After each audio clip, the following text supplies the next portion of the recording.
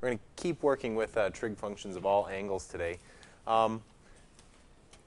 Overall, our goal is a little bit simpler. What we want to do today is we want to determine what angle measures correspond with the trig ratio. Yesterday, mostly what we did was we looked at all different angle measures and figure out what sine, cosine, and tangent, cotangent, secant, and cosecant were. Today, we want to do the opposite. If we know the trig ratio, we want to find out what all the angles on the Cartesian plane are that correspond with that. And we also want to see what coterminal angles are, which is basically all the angles that have the same terminal side. But we're going to work a little bit with coterminal angles, and we're going to see how they are solutions to some simple trig equations. We're going to solve just a few short trigonometric equations, and I'm going to show you an amazing trick that will amaze your friends and relatives. And yeah, I know it. It is a week late. It is the kind of thing you need over Thanksgiving. But nonetheless, you'll have it for Christmas and all holidays beyond this. So we're gonna do that. So there's really two main goals that we're going to take care of today. First of all, I'd like you to take out your calculator for a minute. Nothing to write down here. I just want you to do a little work. I would like you to evaluate the cosine of 42 degrees. Do you get 0.74314? That's good. Hopefully you do. Anybody not get that? All right, good. The only way you could not get that is if you were accidentally in radian mode and you're all long past checking that. All right, the next one I'd like you to check is cosine of 318 degrees. Did you get 0.74314? Good. All right, next one. I'd like you to evaluate cosine of 402 degrees. Right? 0.74314. I'll ask you to make a prediction. What do you suppose the cosine of negative 42 degrees is? 0.74314. Well, based on that, now this one's a little different. Okay, those four were all the same. They all become 0.74314. I would like you to evaluate the inverse cosine of 0.74314. Okay, well, type that in your calculator. What do we get? 0.74314. What do you get? You get 42 degrees. Everybody got 42 degrees? Now, your calculator is deceiving you.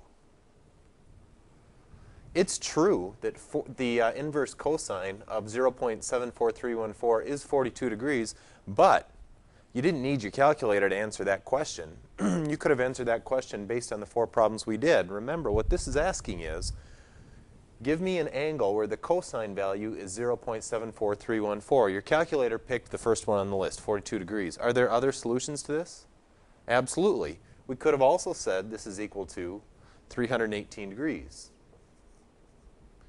We could have also said it's equal to 402 degrees. Or that it's equal to negative 42 degrees. And this list goes on and on and on and on and on.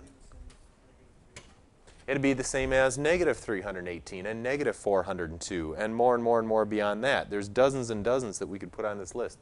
The point is, when you evaluate a trig function, when you type in 42 degrees and hit the cosine button, you get one ratio. There's one ratio that corresponds with any trig function of an angle.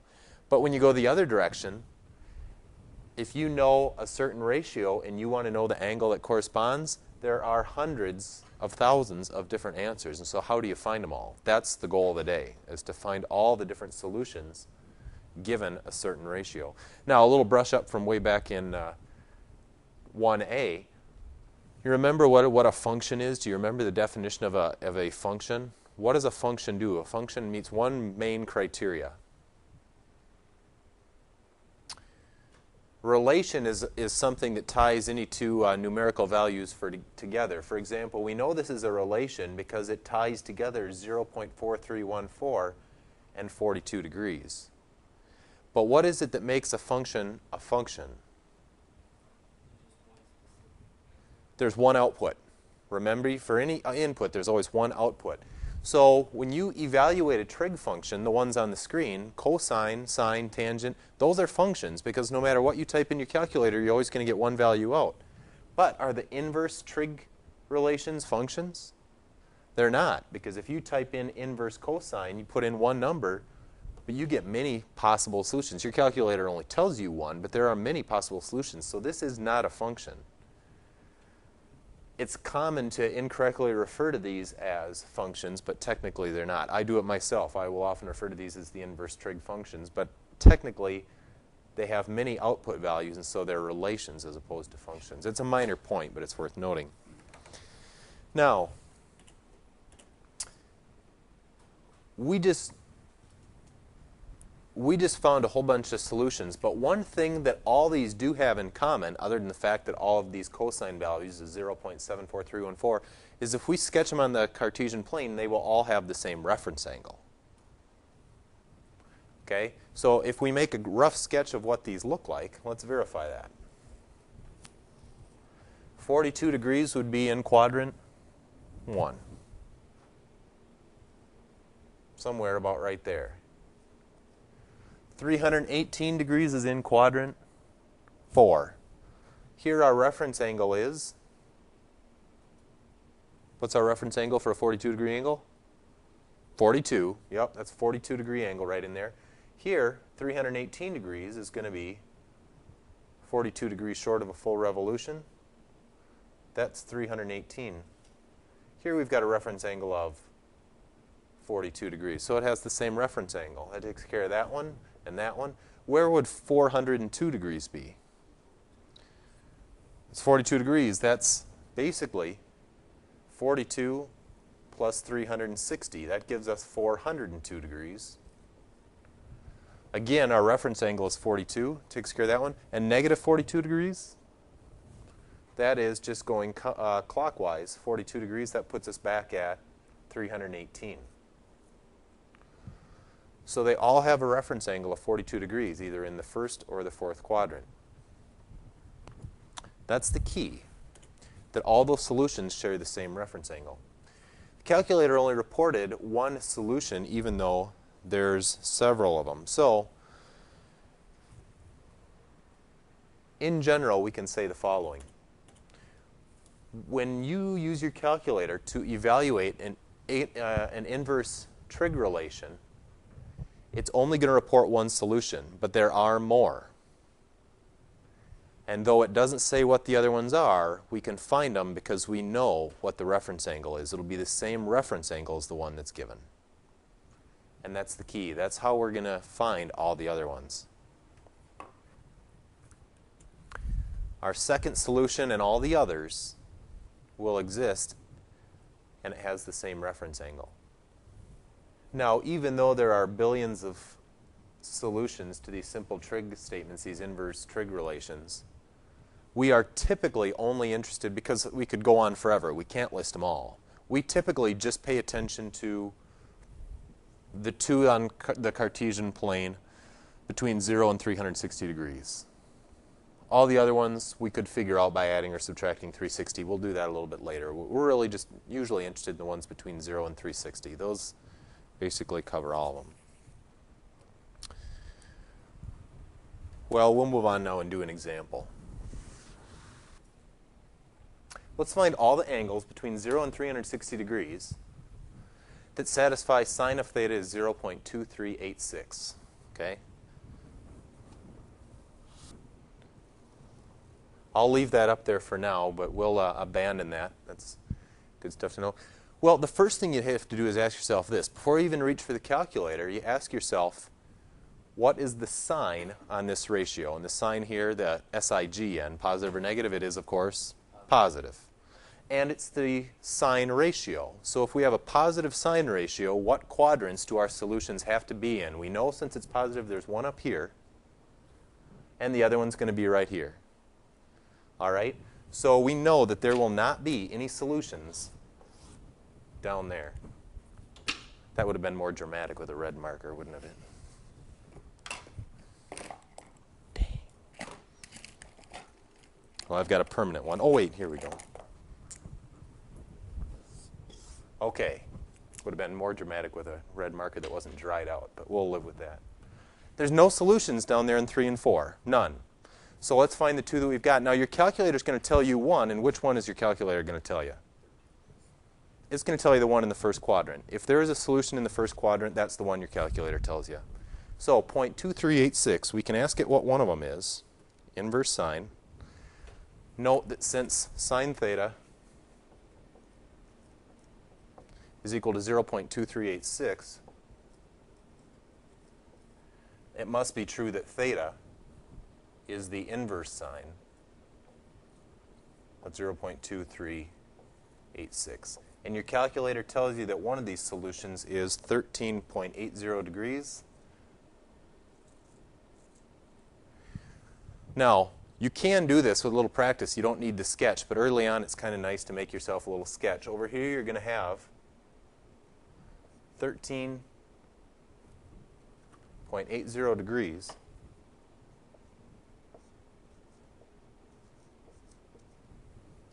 Now the other one that we're going to have, we got one of our two solutions. It's between 0 and 360. The other one's going to be in the second quadrant with the same reference angle. That'll be our other solution. So it's going to have to be right there. And if our reference angle here is also 13.80 degrees, then what does that leave for an angle right here? How do you find it? 180 minus 13.80, and you get 166.20 degrees.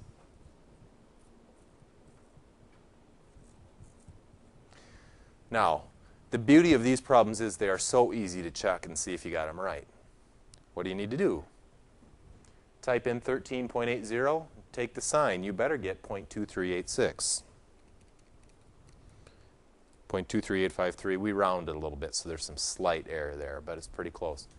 And then you check this one also, 166.2. Take the sign of 166.2. 0.23853, very close. So we got them. We're done. So you're always going to have two answers for this? There are very specific cases where you only get one, and we'll see those later. You can trust that in general you will get two. If you only get one, it'll come out in the wash, and we'll see that case later. So always look for two. Now, are there other solutions to this? There are. We could find other solutions by wrapping around. We could also call 13.80, we could call it add 360, 373.80 degrees. That would be a solution. You can check it on your calculator. Or we could take this one and add 360 over here, 526. And we could keep doing that. We could get hundreds of answers. There are an infinite number of solutions. However, the question said, and all your homework always will too, find the solutions between 0 and 360. Those are the only two tricky ones to find. All the other ones are easy to find after that. So we just find the two primary solutions and we call it good. Okay? Let's do another one. Let's find all the angles between 0 and 360 that satisfy tangent of theta is negative 1.4370. Well, we know that the tangent of theta is equal to negative 1.4370. That means theta is the inverse tangent of negative 1.4370. Before you even reach for your calculator, you got to ask yourself which quadrants will contain the solutions. We're dealing with the tangent function. It's negative, which means our solutions are in quadrants 2 and 4. That's right. Tangent is positive here and here, so the negative ones are in 2 and 4. So there's none here, and there's none there. So your calculator will tell you one of them. The one your calculator gives you is back here, right? What does it report for the one solution? Negative 55.17? Okay, that's all fine and good. It's not between 360, but we can very quickly make that between 0 and 360 degrees. So what do you want to do to this to bump it up? Instead of going this way, let's go that way. Add 360 degrees to that. And another name for this angle is, where'd it go? 304.83 degrees. Now, why do you suppose, well, before we do anything, everybody agree that it's 304.83? That's between 0 and 360. The one it gave us wasn't. But why do you suppose your calculator is programmed to say negative 55.17 instead of 304.83? There is a logical reason for it. What do you suppose it is? There's less work for you to do if the calculator says this than there is if it says this. Well, what's the reference angle for this angle? 55.17. Okay, it tells you that the reference angle is 55.17, but it's in the clockwise direction. So even though that's not between 0 and 360 degrees, it gives us our reference angle. So 55.17, 304.83 is the positive solution. Now the other one's going to be up here. It's going to have a reference of 55.17. So you'll see with a little practice that it comes out in the wash also, but you'll see a little practice that the two solutions to an inverse tangent relation are always 180 degrees apart from each other. They're always in opposite directions. So if this one's got a reference of 55.17, this one's got a reference of 55.17, which means this solution is 124.83 degrees. For the tangent function only, it's the only one that works out this way, but for the tangent function only, once you get one solution, you can just add or subtract 180 degrees to get the other one. Take 304.83 minus 180 degrees. That zips us back up to here. You get 124.83.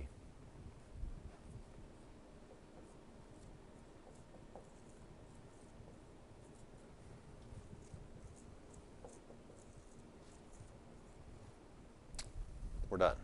Got them. Find all the angles between 0 and 2 pi radians that satisfy cosine theta equals negative 0.8850. Negative 0.8850, is that in radians? It's a good question. What about that negative 0.8850? Is that in radians, degrees, or neither?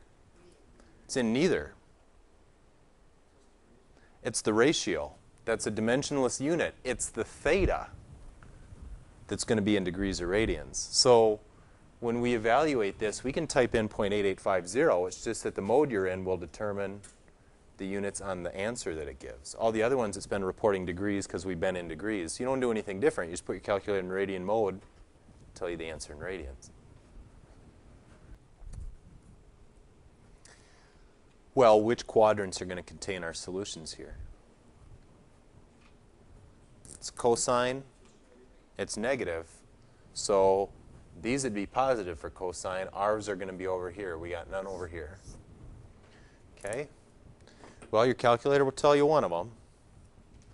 If you type that into your calculator, it reports. Does it give you a value of 2.657? 2.657 radians. Now think about this. This is the thing where degrees, you can think about them in your mind very quickly. 2.657 radians. What quadrant is that in? Don't cheat and just convert that to degrees on your calculator. Think about it. Remember, how many radians have you got right here? What's 180 degrees? That's equal to how many radians? 3.14 pi. Okay, so we're a little bit less than that. We're at 2.657, a little bit less than that. So we're going to be somewhere up in here. That's pi over 2, which would be about 1.57 or so. So we're somewhere in the second quadrant. That's good enough.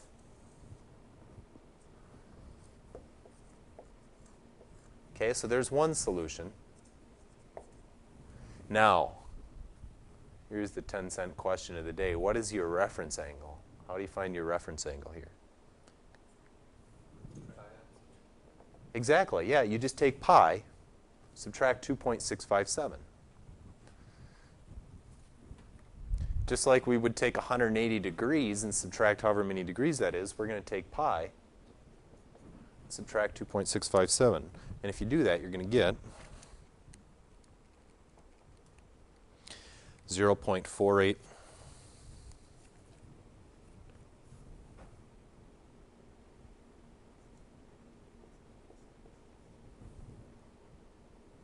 0.4846.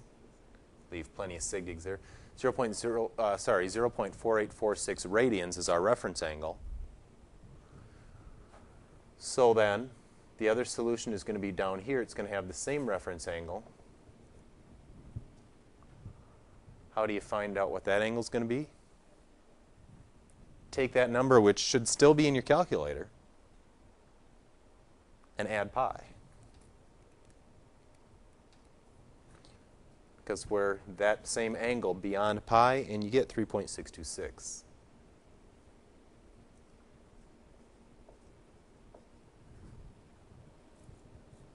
And we're done. 2.657.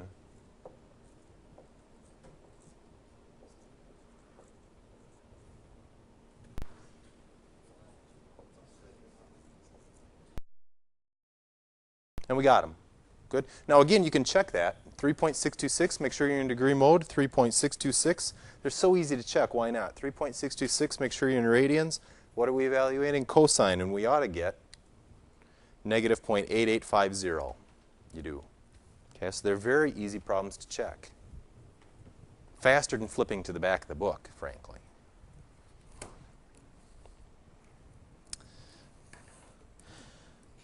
Okay, now that's the idea. Now we're going to look at a couple special cases. Steve asked before, do you always get two solutions? Almost always, but there are certain cases where you only get one between 360. We're going to look at a couple of special cases now. Find all the angles between 0 and 360 that yield a cosine value of -1. Now you don't have to do any memorizing of anything special here. It'll all work out if we just follow the same process. Cosine theta is negative, just like last time. We must be in quadrants 2 and 3. Okay, well, if cosine theta is negative, evaluate that.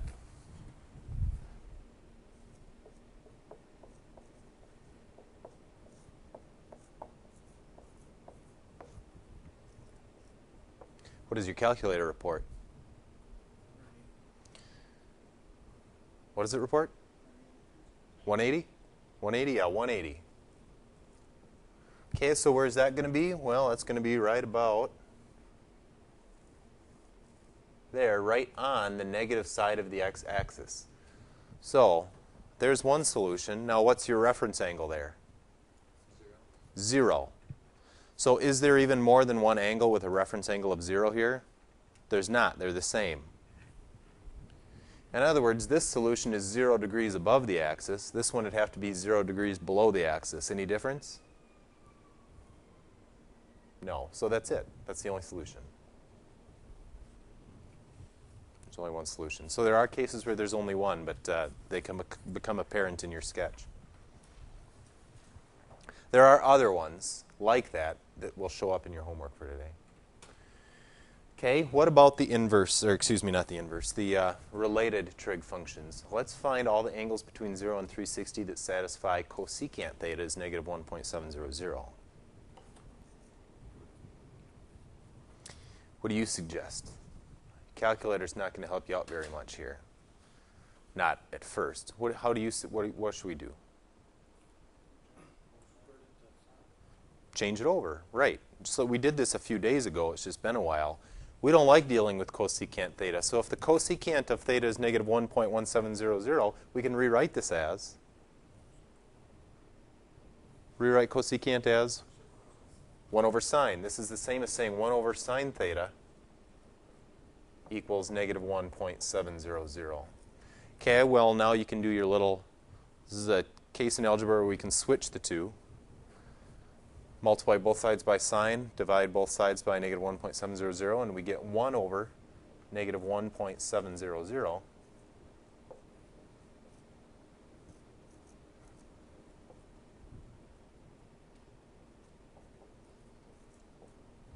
So dividing that out, we get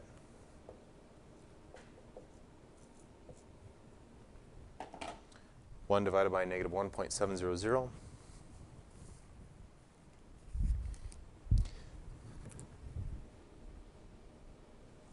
negative 0.58823.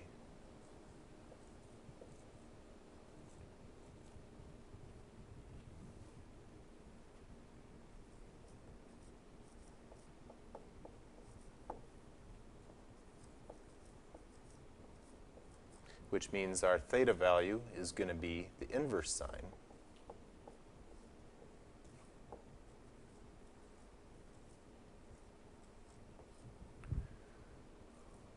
now. Sine is negative, which means we're in quadrants. We have to be in 3 and 4. Sine is positive in 1 and 2. We don't want any of those, so we're going to be in the bottom half. Calculator's going to give you one of them.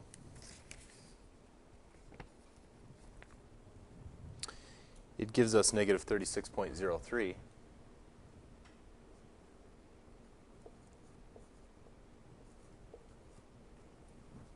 Negative 36.03 degrees. Now you can make that an angle between 0 and 360 by add 360. And if you do that, you get 323.97. So there's one of them.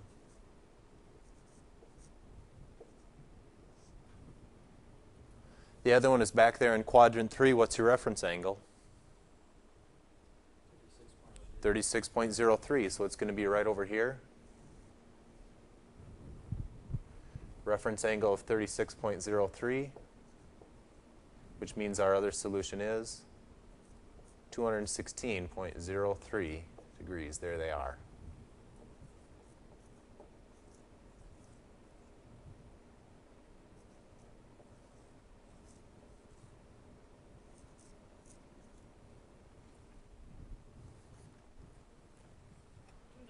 Let's do one more. Let's find all angles between 0 and 2 pi that satisfy cotangent of theta is 0.650. Now this one is one of the alternative trig functions, and it's in radians. So if we can get this one worked out, we're in good shape.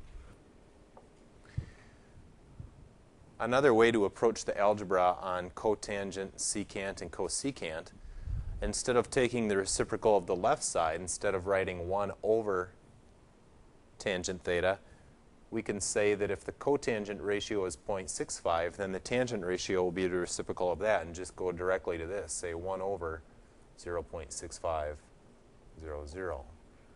We got to that same result in the last one too. That just saves a little bit of algebra, which means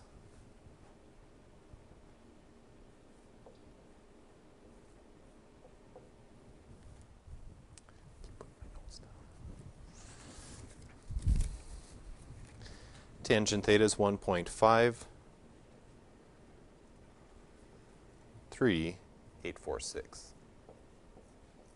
Just a little side note here, it's best when you do these type of, like when you find that reciprocal, it's best to leave these values in your calculator as much as you can. Slight rounding here can have a big effect, so whenever you can leave a value in your calculator for the next step, do it. Well, that means theta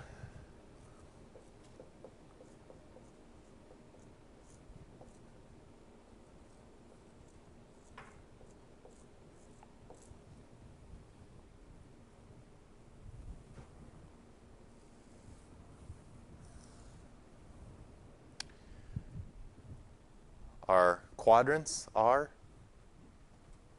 its tangent is positive, 1 and 3. Nothing there, nothing there. Put your calculator in radian mode so that it produces our answer in radians right away. Inverse tangent, 0.994, less than a radian, somewhere up here.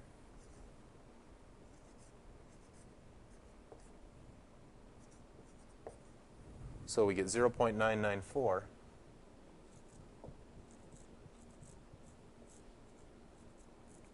There's one solution. And the other one, Not much to do here. The other one, remember, tangent function, you can always find the other one by, in this case, adding pi. Add 100 degrees or add pi. So the other one's going to have a reference angle of 0.994, but it's going to be right there. So we can add pi onto that, and we get 4.136.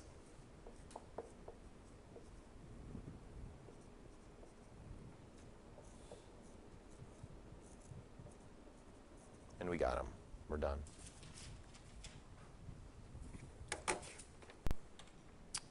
A little word about coterminal angles. We've already addressed this a little bit, but we say that two angles are coterminal. Co meaning same, terminal meaning ending side. So they've got the same ending side if their terminal sides are in the same position. Simple enough idea.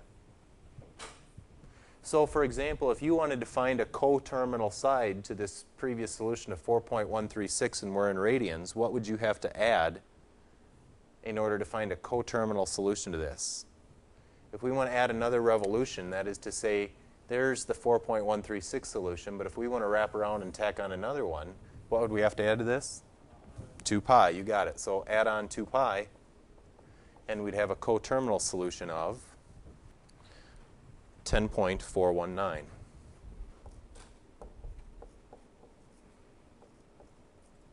Coterminal solutions are very easy to find. We can just add or subtract 360 degrees, and we find them, or 2 pi. That'll always work. Now, it's pretty seldom that those other angles are of interest, but this is the place to make a note of it. So let's just do this before we wrap up here. Find the two positive and any two positive and two negative angles which are coterminal with 122 degrees. Okay, there's 122 degrees. Find a couple positive ones. Well, all we need to do is add 360 to that, and you get 482 degrees. Wrap around again. What's the next one? Okay, there's two more positive ones. If we want to go in the other direction, work backwards, we can take 122 and subtract 360 degrees. If we work in that direction, we find out that 122 degrees is also equal to negative 238 degrees. Or if we want to keep going, we can wrap around again and get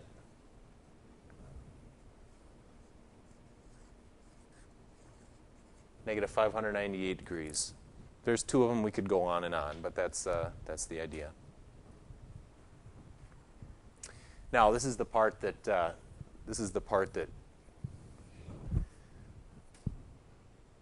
will knock your socks off. So hold on to them.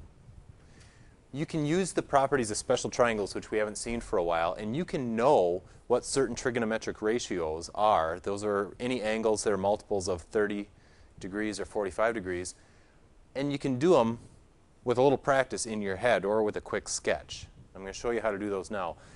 These are important for if you go on and take more math later on. There's a lot of things that you can do with these special angles. Right now, we're just going to recognize how to evaluate what they are. We're going to do these without a calculator. So the first thing we need to do is review the special triangles. There's two of them. The first one that is of note is the 45, 45, 90. Got to remember what those side ratios are, 45, 45, and 90. For the 45, 45, 90, you remember what the proportions of the three sides are? We call that one 1 and this one 1, and then that one's automatically square root of 2. There's one of them. The other one is the 30, 60, 90.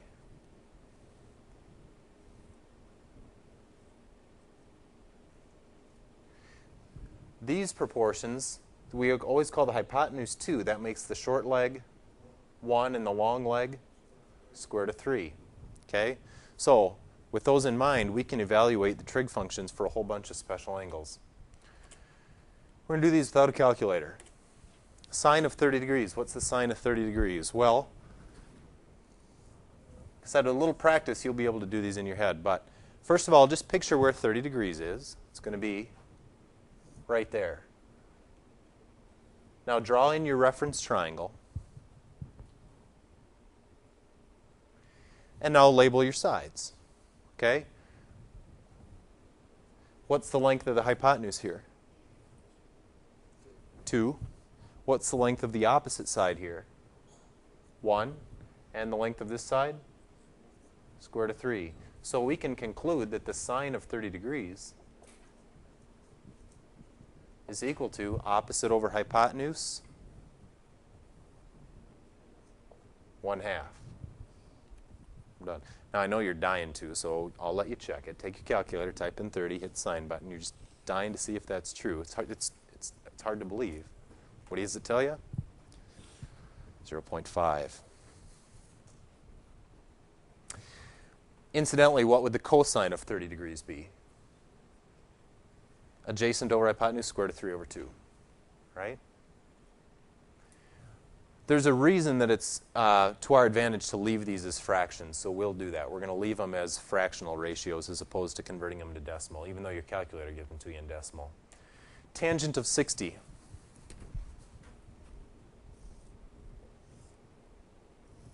Make yourself a decent sketch. Okay, that's our 60-degree angle. Fill in your sides. The hypotenuse is 2, but now since this is a 60-degree angle, this side is square root of 3, this side is 1. And the tangent of 60 degrees, opposite over adjacent, square root of 3 over 1, or more simply, square root of 3. Tangent of 60 degrees is the square root of 3, 1.7 something.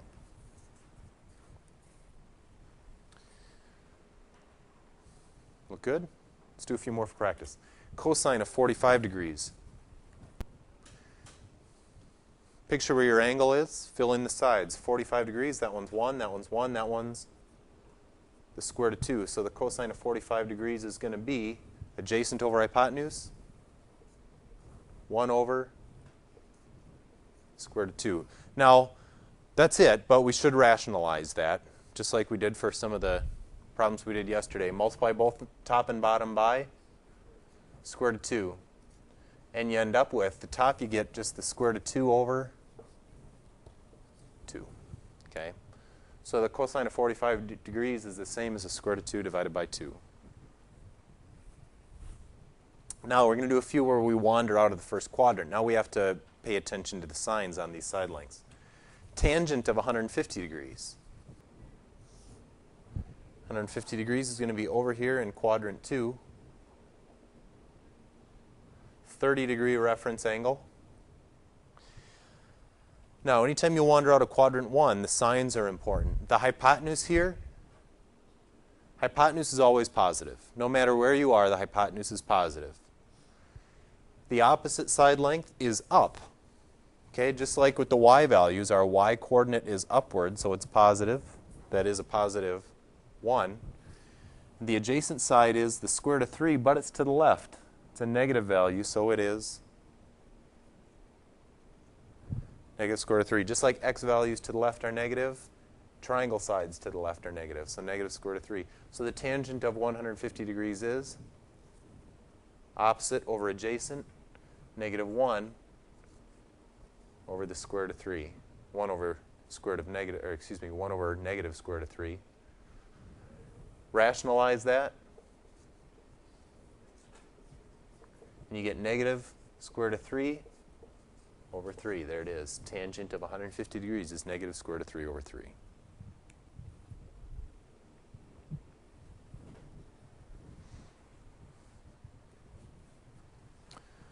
Look okay?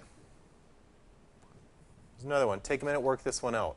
I'll work it out up here, but just take a minute and see if you can get it. Cosine of 240 degrees.